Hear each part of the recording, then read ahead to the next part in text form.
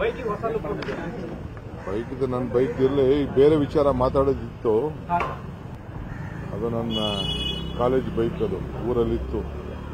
ನಮ್ಮ ಹುಡುಗರು ಯಾರೋ ತಂದು ರಿಪೇರಿ ಮಾಡಿ ಎಲ್ಲ ಆಕ್ಟಿವೇಟ್ ಮಾಡಿದ್ದಾರೆ. ನೋಡೋಣ. ಓಕೆ, ನೆಕ್ಸ್ಟು 6ನೇ ತಾರೀಕು ಗೌರಿ ಹಬ್ಬದ ದಿನ ನಮ್ಮ ರಾಜ್ಯದ ಮಹತ್ವಾಕಾಂಕ್ಷೆ ಯೋಜನೆ ಕೋಲಾರ, ಚಿಕ್ಕಬಳ್ಳಾಪುರ, ಬೆಂಗಳೂರು ಗ್ರಾಮಾಂತರ, ರಾಮನಗರ, ತುಮಕೂರು, ಹಾಸನ ಇವೆಲ್ಲೂ ಕೂಡ ಎತ್ತಿನೊಳೆ ಕನಸನ್ನು ನಾವೆಲ್ಲ ಕಾಣ್ತಾ ಇದ್ದೋ. ಬಹಳ ಹಿರಿಯ ನಾಯಕರುಗಳೆಲ್ಲ ಹೋರಾಟ ಮಾಡಿದ್ದಾರೆ. ಅನೇಕ ಪಕ್ಷಗಳು ಕೂಡ ಸಹಕಾರ ಕೊಟ್ಟಿದೆ. ಮೊನ್ನೆ ತಾನೇ ಹೋಗಿ ಟ್ರಯಲ್ ರನ್ ಮಾಡಿ ಬಂದಿದ್ದೇನೆ. 1 ವರ್ಷದಿಂದ ಬಹಳ ಚಾಲೆಂಜಿಂಗ್ ಜಾಬ್ ಅಂತ ಜವಾಬ್ದಾರಿ ತೆಗೆದುಕೊಂಡಿದ್ದೆ. ಬೇಕಾದಷ್ಟು ಟೀಕೆಗಳು ಬರ್ತಾ ಇತ್ತು. ಟೀಕೆಗಳು ಬರಲಿ, ಏನು ತೊಂದರೆ ಇಲ್ಲ.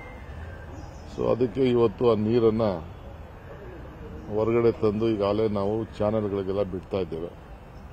ಮಧ್ಯ ಸ್ವಲ್ಪ ಫಾರೆಸ್ಟಲ್ಲಿ ಸ್ವಲ್ಪ ಸಮಸ್ಯೆ ಇದೆ. ಅದನ್ನು ಕೂಡ ಸೆಟ್ರೇಟ್ ಮಾಡಿದ್ದೇವೆ, ಅಪ್ಲೋಡ್ ಮಾಡಿದ್ದೇವೆ. ಅವ್ರು ಹ್ಯಾಂಡ್ ಓವರ್ ಮಾಡಿದ ತಕ್ಷಣ ಮೇಜರ್ ಚಾನೆಲ್ಗೆ ಬಂದು ನೀರು ಬೀಳ್ತದೆ. ಈಗ ಸದ್ಯ ವಾಣಿ ವಿಲಾಸು ಎಲ್ಲ ಕೂಡ ನೀರು ಹೊರಗಡೆ ಹೋಗ್ತಾ ಇದೆ. 7 ವೇರ್ ಕೂಡ ಪಂಪ್ಗಳು ಕೂಡ ಈಗ ಚಾಲನೆಯಲ್ಲಿದೆ. ಸೊ 6ನೇ ತಾರೀಕು ಮುಖ್ಯಮಂತ್ರಿಗಳು ಅದನ್ನು ಚಾಲನೆ ಮಾಡುವಂಥ ಕಾರ್ಯಕ್ರಮವನ್ನು ಹಬ್ಬದ ದಿನ, ಗೌರಿ ಹಬ್ಬದ ದಿನ ಮಧ್ಯಾಹ್ನ 12 ಗಂಟೆ 5 ನಿಮಿಷಕ್ಕೆ ಅದನ್ನು ಪ್ರಾರಂಭ ಮಾಡಬೇಕು ಅಂತೇಳಿ ತೀರ್ಮಾನ ಮಾಡಿದ್ದೇವೆ. ಸೊ ಈ ವಿಚಾರವನ್ನು ನಾನು ರಾಜ್ಯದ ಎಲ್ಲ ಜನರಿಗೂ ತಿಳಿಸಲಿಕ್ಕೆ ಬಯಸ್ತೇನೆ.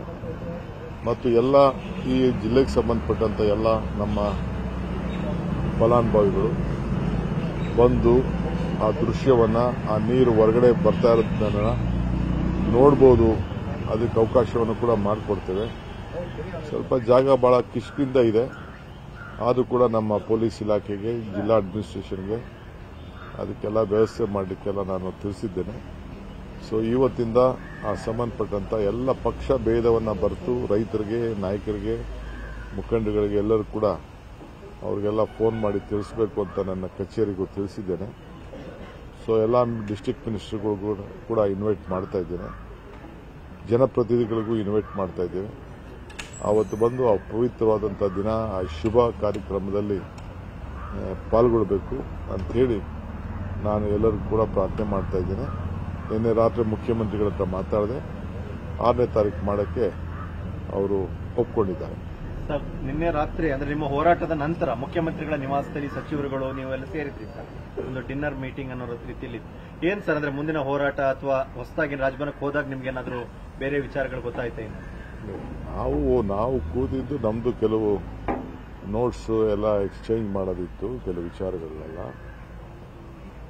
ಮುಂದಿನ ಈಗ ನಾವು ಮಹಾತ್ಮ ಗಾಂಧೀಜಿಯವರ 100 ವರ್ಷ, ಅವರು ಅಧಿಕಾರ ತೆಗೆದುಕೊಂಡು 100 ವರ್ಷ ಆಗಿದೆ. ಕಾಂಗ್ರೆಸ್ ಪಕ್ಷದ ಅಧ್ಯಕ್ಷರಾಗಿ ಅದೇ ಸ್ಥಾನದಲ್ಲಿ ಇವತ್ತು ಮಲ್ಲಿಕಾರ್ಜುನ್ ಖರ್ಗೆ ಅವರು ಕೂತಿದ್ದಾರೆ. ಮಹಾತ್ಮ ಗಾಂಧೀಜಿಯವರು ನಮಗೆ ಹಾಕೊಟ್ಟಂತ ಹೆಜ್ಜೆ ಇಡೀ ರಾಷ್ಟ್ರ, ಅಂತಾರಾಷ್ಟ್ರ ಎಲ್ಲರೂ ಕೂಡ ಅವ್ರಿಗೆ ಗಮನಿಸಿದೆ.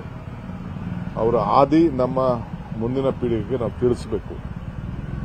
ಸರ್ಕಾರದಲ್ಲಿ ಯಾವ ರೀತಿ ಕಾರ್ಯಕ್ರಮ ಮಾಡಬೇಕು, ಪಕ್ಷದ ಕಾರ್ಯಕ್ರಮ ನಾನು ಹೋಗಿ ಪಕ್ಷದ ಕಚೇರಿಯಲ್ಲಿ ಮಾಡಿದ್ದೆ. ಸೊ ಅದಕ್ಕೆ ಒಂದು 15 ಜನ ಮಂತ್ರಿಗಳನ್ನೆಲ್ಲ ಕರೆಸಿ ಏನು ಮಾಡ್ಬೋದು, ಎತ್ ಮಾಡ್ಬೋದು ಅಂತೇಳಿ 1 ವಾರದಲ್ಲಿ ನೀವೆಲ್ಲ ರಿಪೋರ್ಟ್ ಕೊಡಬೇಕು. ನಿಮ್ಮ ಅಭಿಪ್ರಾಯಗಳನ್ನು ಸಾರ್ವಜನಿಕರ ಹತ್ರ, ಕಾರ್ಯಕರ್ತರ ಹತ್ರ ಎಲ್ಲ ಚರ್ಚೆ ಮಾಡಿಬಿಟ್ಟು ತಿಳಿಸಬೇಕು ಅಂತೇಳಿ ಅವ್ರಿಗೆ, ಸರ್ಕಾರದ ಮಂತ್ರಿಗಳಿಗೆ ನಾವು ತಿಳಿಸಿದ್ದೇವೆ.